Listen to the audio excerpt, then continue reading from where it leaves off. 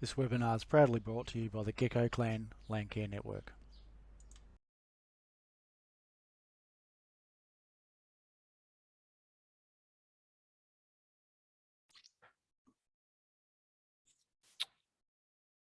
So welcome everyone to the webinar we're hosting tonight on using technology for dryland farming decision making. This is a project that's been funded by the State Government of Victoria, and it's funded through the Community Climate Change Adaptation 3CA Grants Program. Our speakers tonight are Brad Costin and Dale Boyd from Agriculture Victoria, and we'll hopefully have some of our farm hosts, technology hosts on site to answer some questions as the night goes along as well. So to get things started, I'll just share my screen.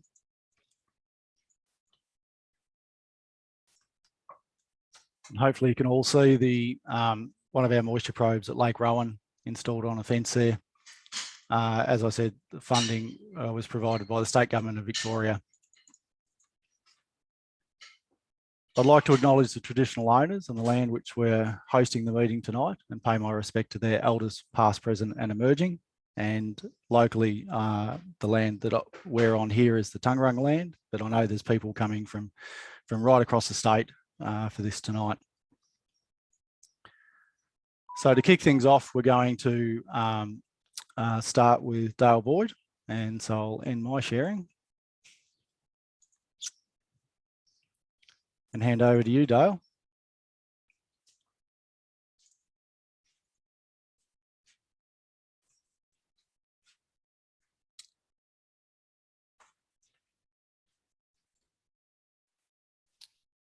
Okay, can you see that now? We can, Damien? thanks. Yeah, great. And thank you very much for the invitation to give this presentation this evening. Dale Boyd, I work in the Echuca Agriculture Victoria office, part of the seasonal risk team. And my speciality is working in the field of soil moisture monitoring and that technology to provide insights of seasonal conditions, technology that was well developed in an irrigation environment, and we've certainly found some good uses in applying that in dryland environments. My background's predominantly in grains, but I'm learning to adapt and monitor these pastures, and it's quite exciting times.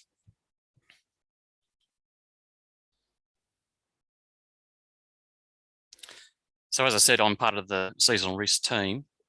We produce a number of products.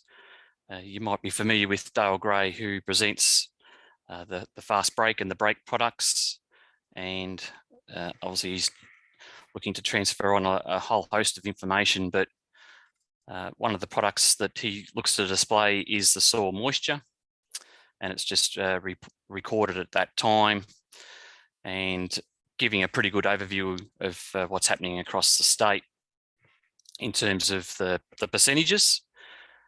I think I'll get my pointer.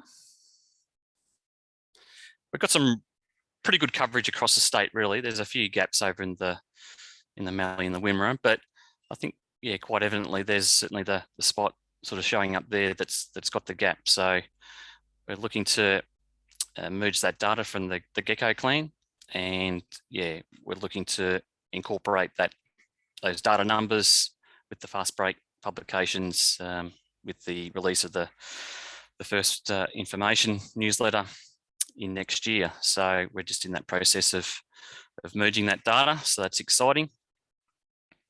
I'll just go through a bit of information that, yeah, we've recorded it along the journey that I've been involved in.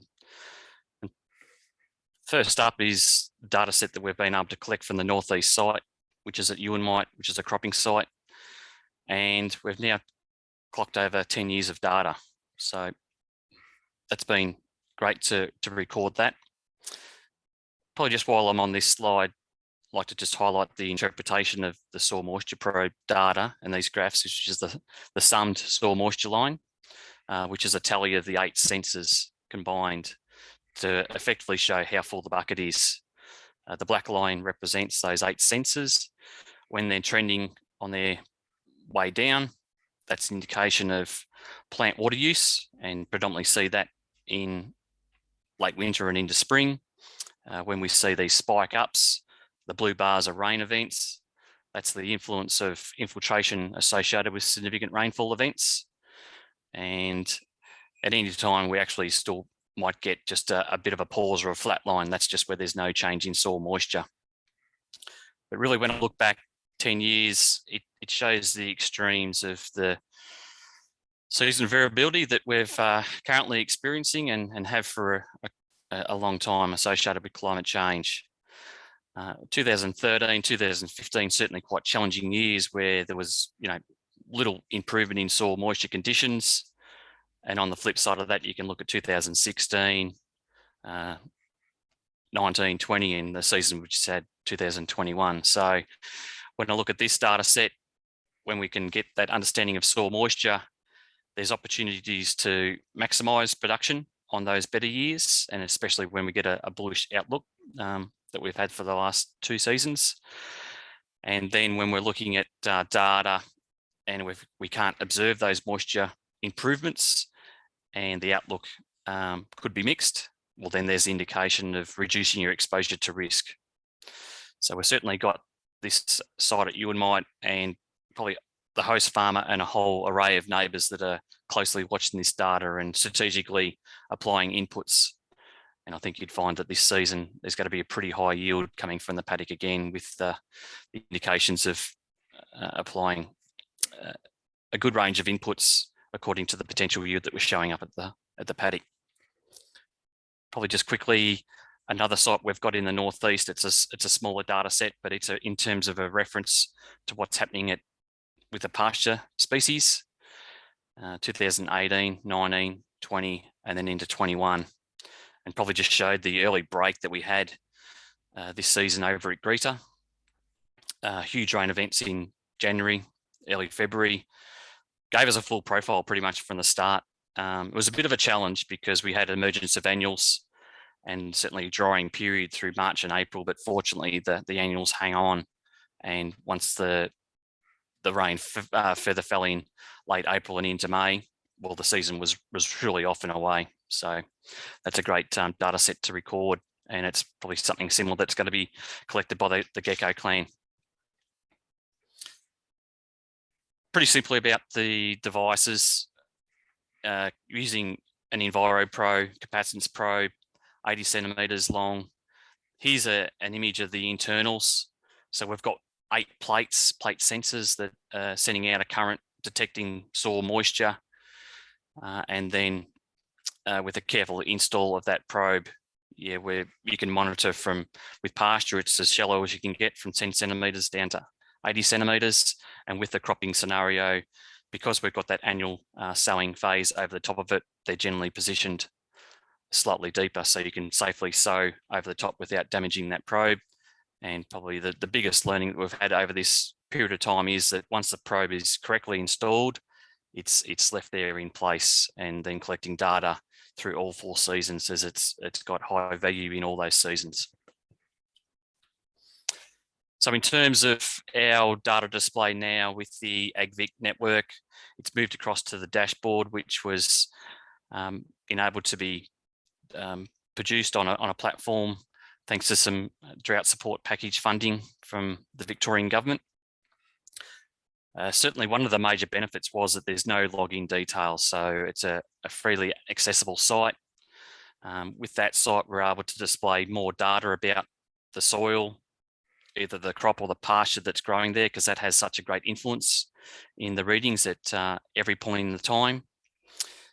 There's also education material that we can put alongside the site, particularly that water holding capacity of the soil, because whether it's light, medium or heavy, that has another major influence on the soil moisture readings at the time and infiltration.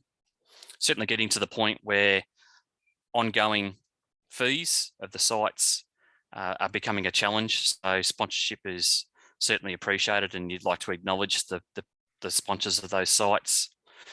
And I'll get to this other bit here, but certainly linking into other data sources being generated from our team with that seasonal outlook is very valuable to have it, and it sort of makes it the one-stop shop.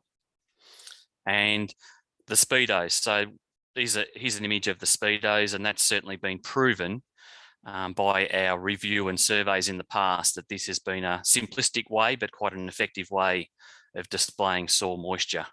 And by able to compare the current soil moisture to a month previous and what it was 12 months ago, they're pretty valuable reference points that farmers can relate to.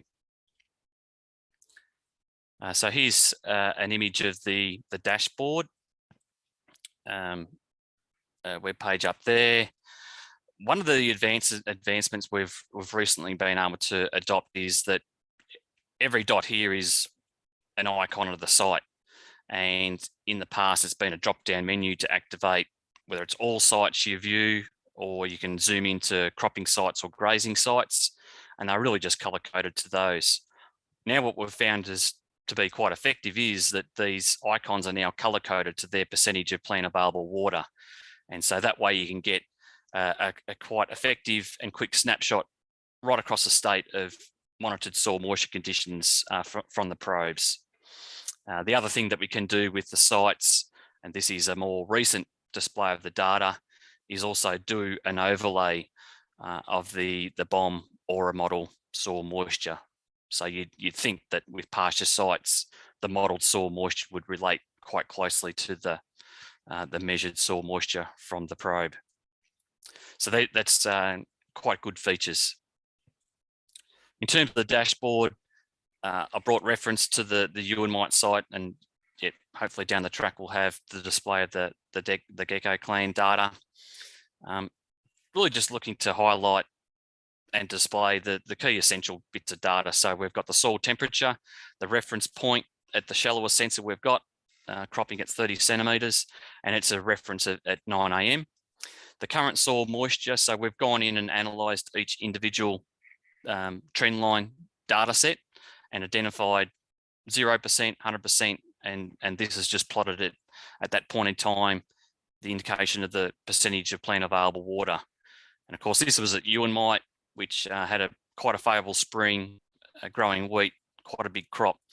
And even despite frequent rains and significant rains that fell through end of September, October and into November, that wheat crop certainly did deplete soil moisture even down to 60 centimetres, and giving us an overall total moisture of about 40% there. And this is the reference that I made to the modelled outlook. So we're looking to grab that data assessment that Dale Gray is doing on a monthly basis and just putting that up there for the thought process that you can observe current soil moisture and then the projected outlooks based on the probabilities of 12 models. And that's for the 1 to 3 month outlook. And always putting reference that more details, that's obviously a summary, more details can be sought by clicking on that point there. Soil moisture will be displayed on the dashboard. Again, this is the summed line combining all the 8 sensors, and this is drawing that data from Ewanmite. And then, so as a summary, that's a good way to look at things when you want to look at specific details of what's happening at individual sites, individual sensors, get an idea of infiltration. Then once it's full, where is that moisture being picked up from and used by the crop? And it's always been a real eye-opener of the development of root systems with crops, and we're going to see the same thing with pastures. They can still generate root systems that can move right down well beyond probably what was initially thought. And a wheat crop here was certainly actively using pretty significant parts of moisture, even at 80 and 90 centimetres, and it's even tapped in moisture at a metre. And that's because that shallower soil moisture was being utilised and depleted. And then going into a bit more detail of the seasonal outlook, well, that's the 1 to 3 month outlook that Dale Gray's doing with the crunching of the models assessments, and then you can go out even further to a larger, 4 to 6 months. And I think everyone's got their own interpretations of how to utilise that information, but I think it's so valuable to incorporate into your informed decisions of inputs or strategic management decisions. I talked about that educational process. I think, the next thing with moisture probes is we've got, the capacity to record and display accurate individual sensor data.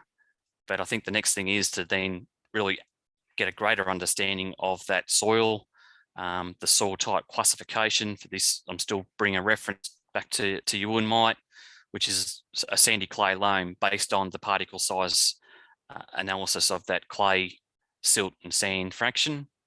And so we're probably thinking down to a metre, it can hold 150 mil, because it's got a water holding capacity when you break it down on a centimetre basis of about 1.5 mil per centimetre. And certainly indicating the historical yields, because it has such an influence. At times we've got the capacity to transfer and carry over moisture if you're growing things such as wheat and hay, veg hay, whereas something that goes to grain with your cereals of wheat, barley and oilseeds of canola, they'll generally extend that growing season and use water through October and November. So it's important to list what that rotation is. The other thing that we've been able to add to the dashboard, and it's proven to be quite valuable this year, is a crop yield calculator. So obviously we're tracking the soil moisture right throughout the season, but we're going to get to the point at the critical points in time where you don't want to have any environmental stress on crops, because that will have a detrimental effect on yield. So those points are at flowering into grain fill. So we've got a crop yield calculator here that you can go out and do some assessments on your crop, probably from about mid-October onwards, and start to assess just how dense the crop, whether it's got that head density to achieve higher yields in a poorer year. A low rainfall year will maybe managing that crop canopy and not having so many heads, but enabling that cereal crop to adequately fill the heads that are there. That's probably potentially an important factor.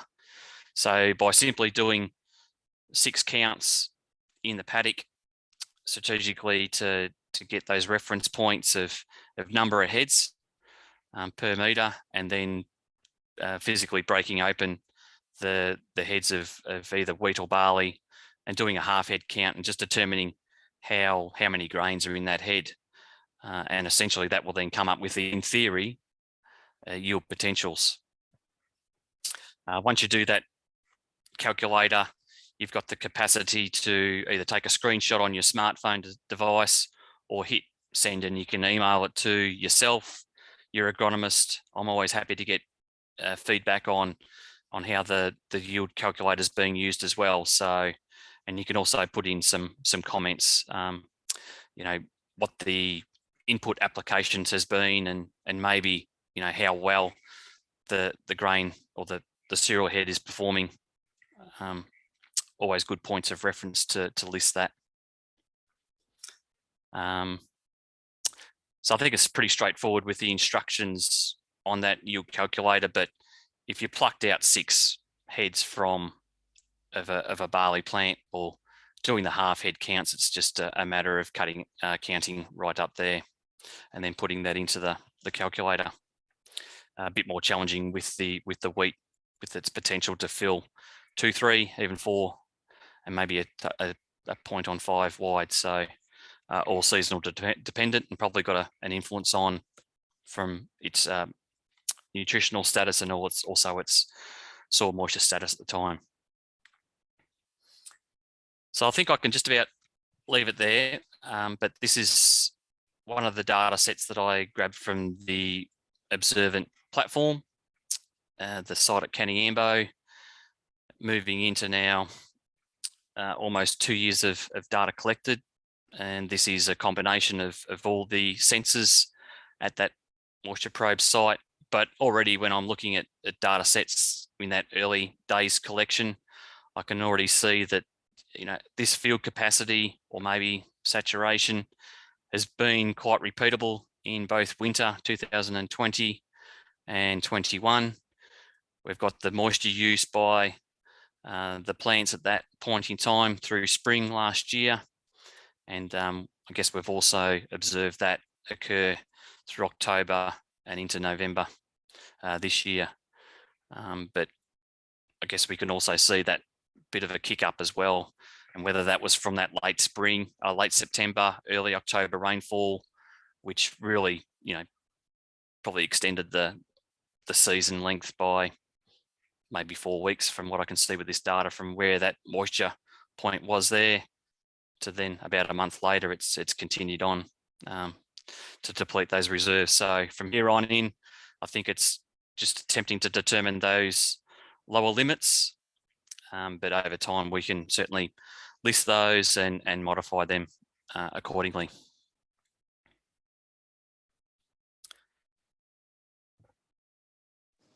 So that's all I had for presenting this evening, but we can take some questions structured later on. Thanks, Dale. One question that I'd like to ask while you've got that up there, can you talk about the importance of understanding the upper and lower limits? Is it more for long-term trend assessment, or does it feed into your yield calculators and seasonal, understanding, what's happening in a particular season? Yeah, so I think it's a combination of both. Once we've established these upper limits, and if we've hit that upper limit in winter, well, then we know that the bucket's full. And when we're growing high yielding crops, we know that that bucket has to be full to just buffer out any potential hiccups that might occur in spring. You get a dry point at a critical growth period, it can really start to knock around your yield, and you've already applied those inputs. So this is certainly one of the critical understandings that I'm looking to pick up from the moisture probes, is just how wet it gets in that winter period. And I've certainly seen in 2013 and 2015, when it didn't get to anywhere near 70%, it was probably more like 30 to 50%. Well, there's already the alarm bells going that, yeah, the profile's nowhere near full, and then very exposed to a spring finish. And then we've got the outlook that's not as positive for that spring outlook. So yeah, there's quite a few alarm bells that would pop up from just those couple of pieces of critical information from deep below that soil surface. Fantastic. Well, we'll just stop sharing your screen now.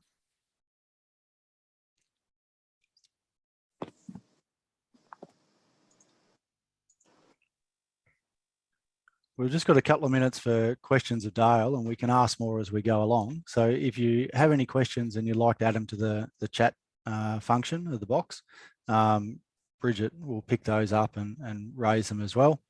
But thanks, Dale. And I suppose just to add to the context of the dashboard site, the Gecko Clan soil moisture probes that have been funded through this project will be added to the statewide soil moisture dashboard.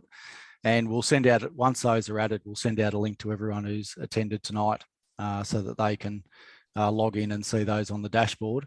But tonight we'll also show how to log into the data now and start to use it in the meantime. Yep, that's great. Fantastic, thank you. Righto, what we'll do now is, Brad Costin, are you there, Brad? Gotcha, Damien, I'm good.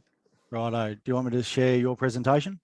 Yeah, I might get you to do that, and I'll just quickly say hello to people, put my camera on and then take it off. I'm just on the road a bit, so good to see everyone and great to be a part of tonight, Damo, and I'll get you to share your screen and put up the first slide, thanks.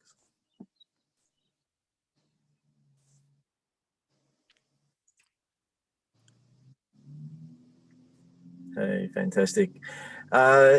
Yeah, so my name's Brad Costin. I am based at Wodonga office with Agriculture Victorian. I work in a sort of meat and wool team and deliver on our land health project with many other people. And I suppose my contribution to this project as well has been to assist the Gecko Clan with some of the soil characterizations at the sites. So you can see a map in front of you here of the sites, and I still kept on the site the Strathbogie probe as well, but I'll just be talking to the probe sites that you can see highlighted there with yellow at Lake Rowan, Caniambo, Balmattum and Lima East.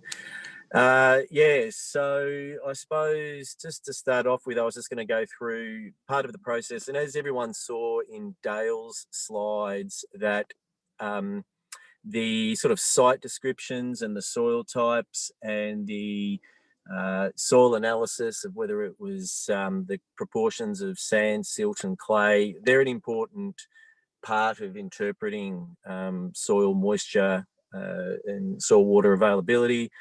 And so for each of the sites, we had soil cores taken in close proximity to the actual soil moisture probes, and then sent off for analysis for some of those characteristics.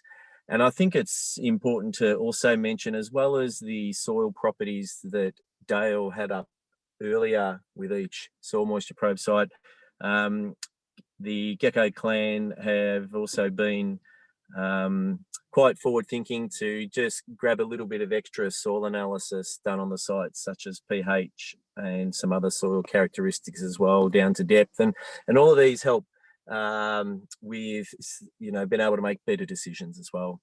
Just to start with, Damien, we'll flick to the next slide and just look at some of the soil profiles. So the soil core that you see there on the left's from the Balmattum site, and there's a little site map there, and I thought, just to place it into context, I've just overlaid the probe site, which is the red star, just with some historical soil mapping. And the soil mapping comes from a great old soil publication by Downs, and for this area, and it also covers a bit of the Gecko Clan's project area as well. And I suppose just having a look, this is just sort of field texture that you can see on the left there, but the soil core goes down to at least 90 centimetres, so the depth of the soil probe. And for the Balmattum site, so very much a sandy loam. It's on sort of plains, the flat plains between, not far from Violet Town and Euroa. And yeah, so very much on flatter country there. And yeah, in the sort of sandy loam, sandy clay loams in the top sort of 40 centimetres, and then quite abruptly transitioning to a medium clay. And I suppose some of the interesting observations for this site too, and as you can see in the core, if you have a look at around the core, around that sort of 20 to 30 centimetre, 40 centimetre, you can actually see the core itself is looks quite friable, I suppose, and has sort of fallen apart there. And it's actually quite pale in colour compared to the clay below and the topsoil above it. And that's a fairly common occurrence. And in some soil science, you'll often hear people talk about a bleached soil horizon. So a horizon's like a layer in the soil. And often in those bleached horizons or layers, that's where some people, if they've dug up that area or got bogged, it'll be quite, when it's saturated, I should say, that it'll be quite, some people might say the word sort of spewy, and there's not a lot of soil structure in there. And that's quite typical of what you see compared to the clay below it or the soil profile, the soil layers immediately above it, which have certainly got things like organic matter helping with soil structure above it. So it was just an interesting observation, Damien, for that Balmattum site there. So certainly not too unusual for a lot of areas across the catchment. But yeah, as I said, we're getting soil analysis done for particle size analysis, so it matches up nicely with the probe sensors that Dale showed earlier. and also with some other bycatch with some soil characteristics, pH, some soil carbon in the top as well. So it's a great little case study of some regional soil types. Damien, we'll move on to the next site as well. Or yeah, we'll go. Did we skip one there? We might have skipped one, or is it straight into Lake Rowan? Just the Caniambo site here, and the soil core for the purpose isn't an easy sort of core. It was certainly, there's a fine art to extracting intact cores, and it's a bit like sort of Goldilocks, I think. You've got to hit the sweet spot in terms of soil moisture so everything behaves itself.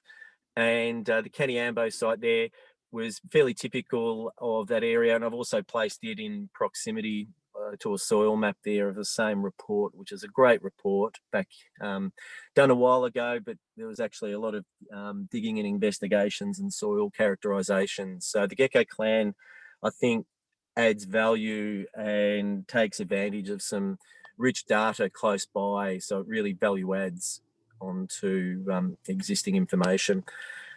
And fairly typical out there near the Broken Two, where these sort of fine sandy loams sitting over a medium clay. And as I do apologise, the cores, this one was a little bit more effort to extract, but nonetheless the full core was extracted and sent off for analysis, which is happening at the moment. And not as pale in that sort of A2, that sort of bleached horizon that we saw in the other site there as well. Let's go to the next one, which will be Lake Rowan. Okay, so you'll see the soil probe site with the red star there at Lake Rowan. And again, this one, not so much a fine sandy loams, it's sandy clay loam in the top, sort of 20 centimetres. And then just a point to note where Damien's got the pointer there is again that sort of light sort of bleached soil horizon there, and that's again sort of indicating where there's a heavier, well, say heavier, clayey subsoil, that it does sort of signify there's a bit of seasonally sort of perched water table. So as we've got a wet year, that clay acts as a bit of a choke at times, and the water might sort of sit there just above the clay and then slowly sort of drain through. And that sort of waxing and waning of water through the profile is, you can see that pale area at around the 30 centimetres. And again, the soil structure, when you texture that out, there's not a lot of clay in there. And yes, quite sort of sandy, gravelly. And also was interesting in the Lake Rowan profile was some sort of like buckshot just sitting above it as well.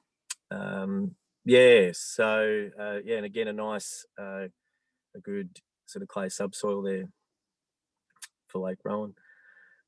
Just Lima East, we've got a few cores here, and Damien did a great job in helping with these cores here too. So the Lima East site benefits well because it's been in the longest, and we've had a few good soil days there. So we've got some good, certainly a lot of soil information from the topsoil and the other projects that have been host on this property, but also the soil profiles as well is a little bit different. So the Lima East site is in granitic hills, in the sort of low hills to valleys of, I think it's is it the Mooney Creek, Damien, if I'm right? Mooney's Creek. And so granitic hill country, sort of not as, certainly not in the flat plains of the Caniambo and Balmattum site as well. So yeah, sandy clay loams over medium sort of clay, but probably interesting to note is just certainly the shallow sort of, the topsoil, the change from the topsoil to the paler horizons just underneath is quite marked in this site, and in the photo, which might not be evidence, but still some good water transfers. So some mottling, which is sort of patchiness of colours, red mottles down deep in this profile. So still draining fairly well, but yeah, still a little bit of a grey, lighter colour around that 20 to 30 centimetre mark there. So you know, seasons like this certainly have been good to test the response to soil moisture probes. Now, I think that might be the last of the sites. I haven't included the Strathbogie site in this one. We've gone through that on previous ones before. Thanks, Brad. So I guess one of the questions that from your experience in this area is how typical are each of these sites? How representative are they of the surrounding area? If people are keen to use, you know, these probes for their own decision making. I think that's the beauty of the sites that have been chosen. They're not on, you know, what you'd call the outliers of land units, or, you know, for those that have been in this type of work, but yeah, they're not in the outliers. They're certainly in a good sort of common and widespread land unit or landforms around the catchment dominions. So in terms of applicability, there's a lot of bang for buck there for other people to be observing these the data that's coming out of this. And I suppose they're paired up with weather stations as well, which is great. So yeah, certainly a lot that can be gleaned and used. Again, it's probably a good chance for any other questions that are coming through. So if anyone who's on tonight would like to unmute and ask a question at this stage before we move on. Damien, I've got Kerry speaking. Fantastic presentation so far. But the one thing that I suppose hasn't come up, and it was a part of ours, was the soil moisture temperature and the value of that as a package in making those decisions. And I, you know, hearing that, you know, some of our like millets need to be at the right soil temperature. So I suppose it's a question to both Dale and Brad, how do you use that, Dale, in your decisions when you're putting that information on the your website? And yeah, those decisions of that soil temperature with sowing of certain seeds such as millet.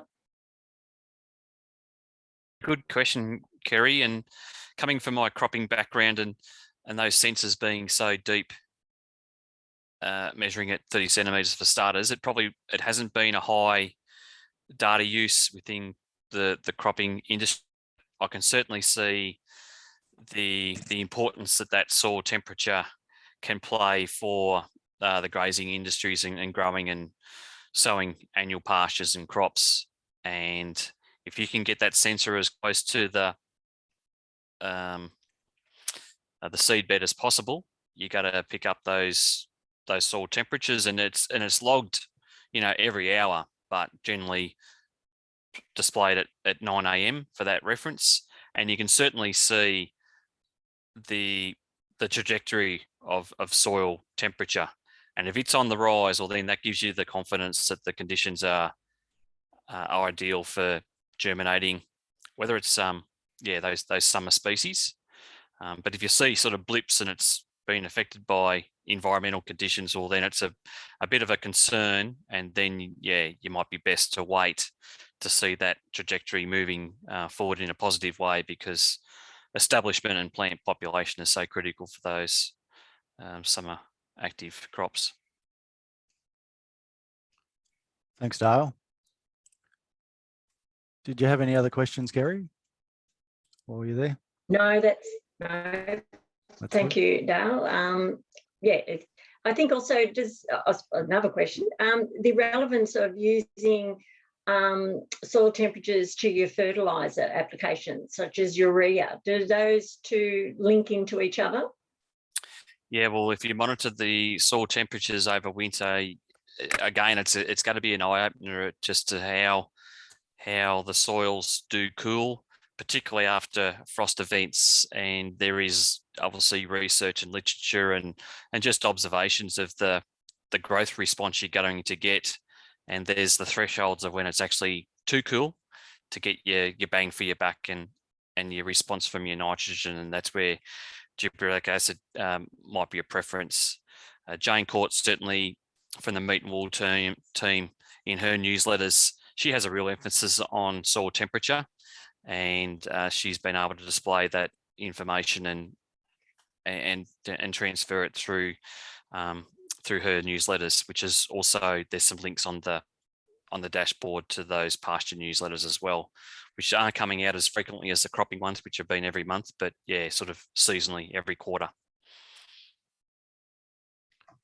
Fantastic, thanks. We might just show the next couple of slides we've got, and then we'll see if any of our landholder hosts are on, and they might be able to tell us how they're going with the sites at the moment. So I'll just share this screen.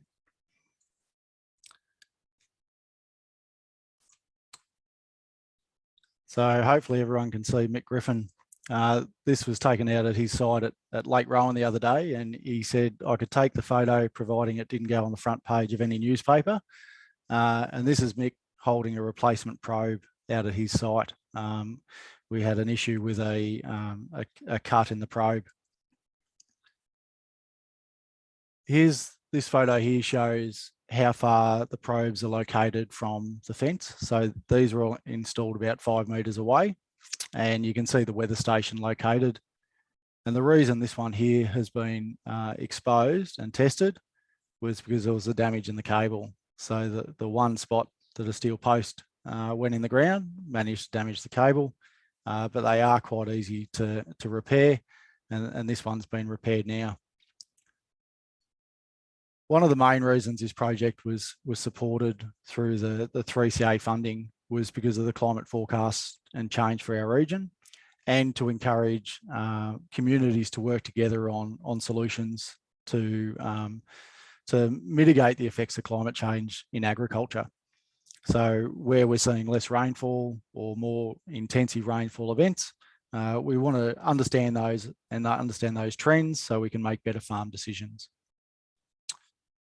The data is all available on the Gecko Clan website now, and maybe just before we go there, we'll just see if Andrew Kay, are you on there at the moment?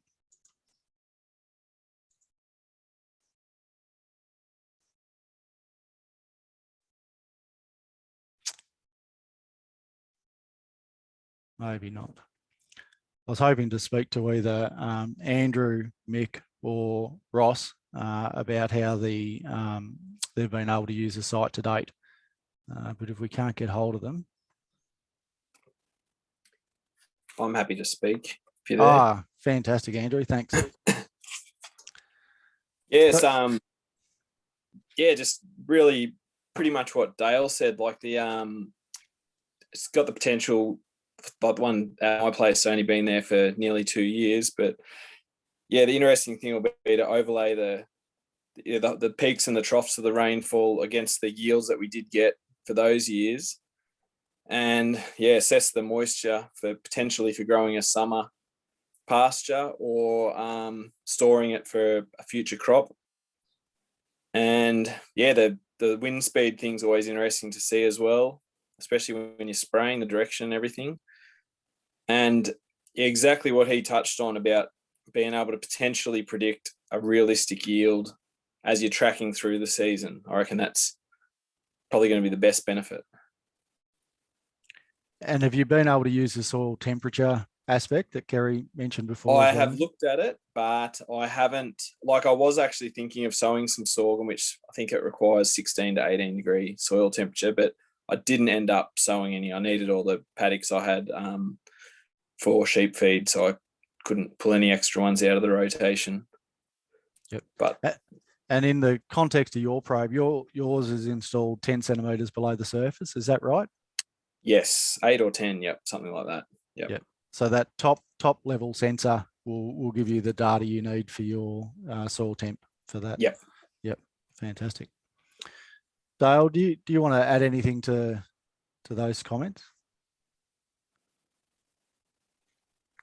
Yeah, with that summer cropping option, probably hasn't been well utilised with the paddocks I've been monitoring to date, but I certainly think that creates opportunities. Some of those reliable rainfall zones, well, there's potentially actually to de-water soil profiles if waterlogging can be an issue during the winter. There's probably benefits in growing and having green material in your paddock on a longer term basis through the whole year, rather than just through late autumn, winter, and into spring. Yeah, so well worth considering, and that information can certainly support that. And just with that slide that you put up, there's the potential for more intense summer storms. So I think there's also the emphasis of understanding your soil health. And once you have got your soil health in a great state, you've got the capacity to absorb those intense rainfall systems and put that moisture down deep into the profile. Because yeah, we're certainly observing the high yields. Anything deep in the bank will be generally drawn upon for sure. Yep. Thanks. I'll just bring up this next slide.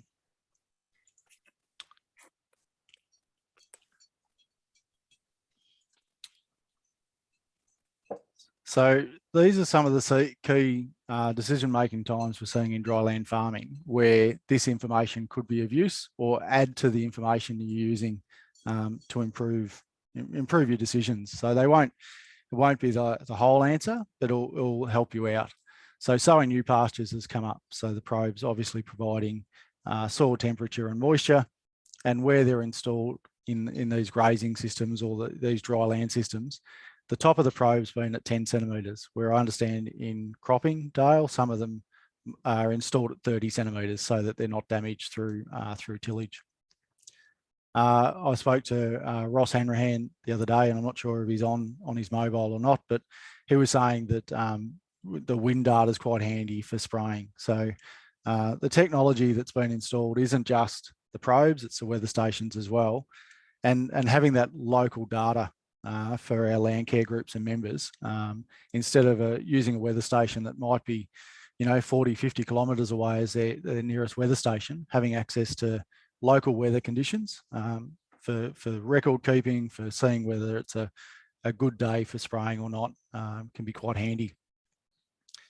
The planning your stocking rates and estimating future pasture growth comes from that trend analysis, and maybe Dale and Brad can talk to that more, but with a combination of pasture and feed observations and knowing what your soil moisture bank is, understanding how it lasts by seeing what it's done in previous years, you can start to plan out your season. It's always hard to talk about it when everyone's got plenty of feed around, but in dry years, that extra information can be really important. Frost events. Now these are something that I've been looking at in terms of the air temperature and the amount of time that the air temperature drops below 5 degrees and around that 2 degree period. So you've sown something, you might have sown it late in autumn, and you get a frost, you might be able to see whether that's a risk for you or not. Kerry touched on the effectiveness of urea and the soil moisture and how that is.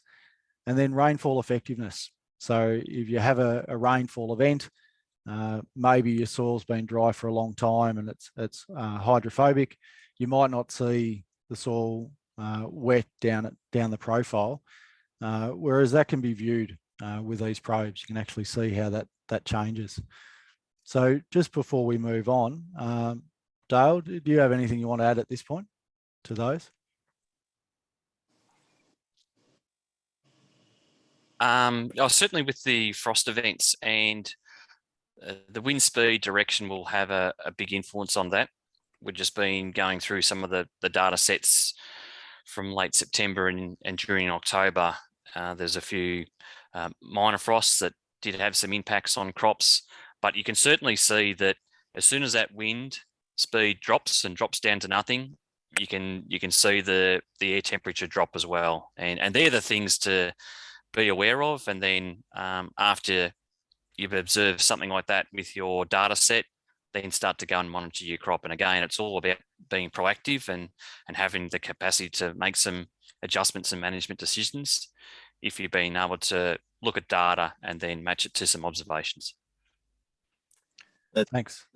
That's right. And I was going to say, this is the real gift of this project, is that it allows people to run. These are almost like calibrations. I mean, yes, you can sort of calibrate very scientifically pasture growth against soil moisture, but for everyone else around and not far from the probes, it allows them to really sort of calibrate and monitor and calibrate their decision making against some information, and that's the real gift of this project.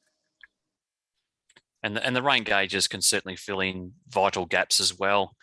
I've seen some pretty intense storms and house blocks 2 or 3 kilometres away didn't get the storm, but you can treat your paddocks vastly different if you've received 2 inches in a storm event, and just having that awareness. And in the past you might have had a manual gauge, or you might have missed it completely, but having the auto gauge and collecting the rainfall hour by hour, you can certainly observe the intensity of it and the total of the rain. Fantastic. So what I might do now is just quickly demonstrate how to access the data for the Gecko Clan sites in the meantime and before they're added to the dashboard. So the Gecko Clan website, which is shown on your screen, I'm sure most participants have seen it before, and I'll bring it over here now. And can everyone see that website? I'll keep moving on. Halfway down the front page of the website is the live data from each of our sites. So we've got temperature, soil moisture, and soil temperature. And the soil moisture is the average soil moisture over the profile. A question I might get Dale to speak to in a minute is why the dashboard uses total soil moisture as the data it captures, as opposed to averages, and that'll be interesting to hear. But to log into the site, you can click on the full live reports, and then you can see a map of the Gecko Clan where each of our probes are located. And there is also a link to the observant software, which is the software provider for each of our pieces of equipment. When this opens up, you can either see all the Gecko Clan portfolios. You can locate them all. So we can click on all portfolios, and you can click on locate, and you can see which one's closest to you.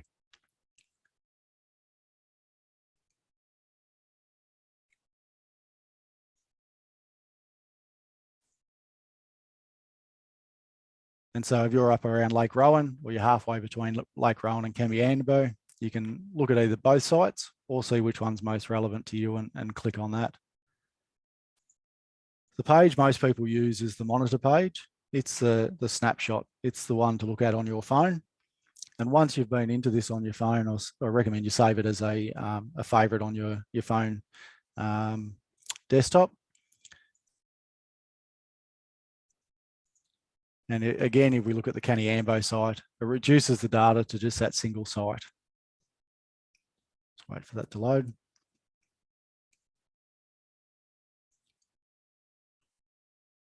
So now you can see we've got the data for a soil probe and the data for the weather station.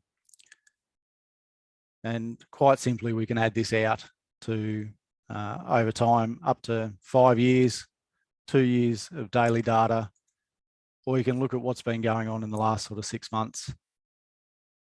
And you can add work down the profile in the same way that Dale showed. This is a little bit more clunky than the AgVic dashboard, but you can view all the information over the timeframes that the probes and weather stations have been installed for. The other interesting thing about this software is the ability to analyze the data at any particular site and build your own graphs. So you have the option of putting in soil moisture by the levels you want to look at. So say you wanted to look at the top of the probe. This one's listed at currently at 18 centimetres. And then you wanted to overlay that with rainfall and daily rainfall. And we want to look at it over a 2-year period. So you can see from this, you can now view your soil moisture profile and its response to rainfall events. And it's measured in terms of moisture units, which is, well, Dale, I might get you to speak to this, but it's the percentage available voids in the soil profile. Is that correct, Dale? Interpretation is a challenge of this, and I think I've probably never been asked about the use of an average number versus the total. But certainly what I've found that I'm using the summed, if I went to an extra length, you could probably put more of an emphasis on the root zone from 0 to 40 centimetres where the predominant water use is, and have a greater emphasis on that, and then scale it back to the land available anything deeper than that. So there's probably a number of ways you can cut it up and analyze this data, and I'm probably finding that farmers will lean to do their own specific way of doing it too. I think everyone's got a unique data set analysis after probably being trained in a similar way. But I'd say moisture units is just a conversion of the capacitance numbers from each individual sensor.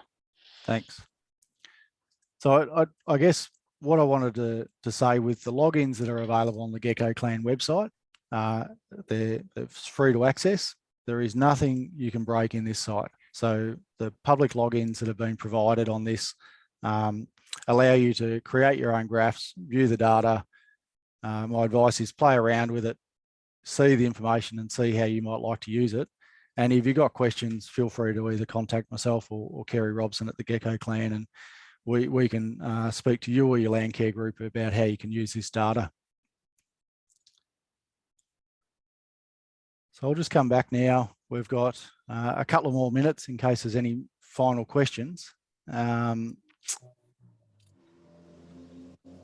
anyone want to add Damien, anything? I'll just add one thing. You'll also see on our website we have other items that will be displayed, and a lot of where we're in this project and what the Gecko Clan has been doing is been looking at new technology and how it can assist farmers in making better decisions. And so you'll see on that also tank monitors and flow meters that we've got set up at some of these sites, and those tools are a lot of those are now just becoming the norm, mainly the tank monitors, the remote tank monitors. So we've been trialling those, looking at how farmers been adapting, and I think that one has really taken off, and also the flow meters. We do share a lot of this. Again, the great thing working with AgVic in that relationship is that we share all our data, and I know on some of those hot days or days when we're concerned to be able to AgVic to link in to look at flow meters to see how much the stock are drinking out of the tank, and also then you can look at the weather data, which will give you the temperature, and you'll be able to see at 11 o'clock a mob of 50 cows hit the trough all at once, and you can see what they're consuming and how quickly the tank's dropping. So it's there's a lot there. There's also bores looking in Strathbogie, and the great thing about that is looking at those rain events up there and then seeing how quickly the bores will refill in that area. So there's quite a bit there, and we're very happy to be able to share it with everyone, and mainly our partner within AgVic. Thanks, Gary. So it's probably a good chance to thank DELP for funding the weather stations and soil moisture probes that have been installed, to our Landcare members and groups for hosting them. Yeah, it's although they have access to the technology, it's always work, especially when they don't work, when we want to come out and take soil cores and probes. So thank you to our Landcare members and their groups for hosting this technology. And finally, thanks to AgVic for your support with this project. yeah, we couldn't have done it without you, and really appreciate your knowledge and expertise in this area to add to the work that our Landcare groups are doing. So thank you very much. So the last chance for questions before we wrap up. But as I said, if anyone's got questions that aren't answered today, feel free to contact either Kerry or myself, and we can get back to you and follow those up as well. I think you also mentioned, Damien, that this has been recorded, which is great. So this will be up on our website and available at any time when anyone wants to refer back to it. That's right. Thanks, Kerry. All right. Thanks everyone for coming along and hearing about the technology and the opportunities to use it for dryland farming decision making. I'll end the recording and thank everyone for their time. Thank you very much.